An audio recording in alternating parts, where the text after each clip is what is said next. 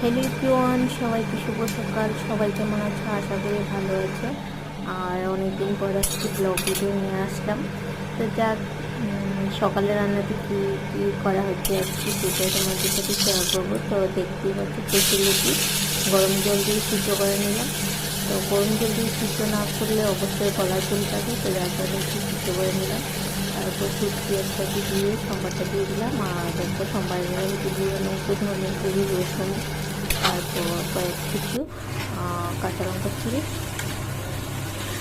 তো আস্তে আস্তে জাল করে আমি লতিগুলোকে ভাজবো, নয়তো গলা চুলকাবে। আর বিশেষ করে কচুরলতি যতই ভালোভাবে রান্না করি না কেন, আমাদের জানি একটু কেমন কেমন চুলকায় গলা। তা আসলে কচুরলতি কিন্তু খেতেও ভালো লাগে আমার। তো দেখো লতিটা একদম কমপ্লিট হয়ে গেলো, আর একদম শুকনো শুকনোই রাখবো।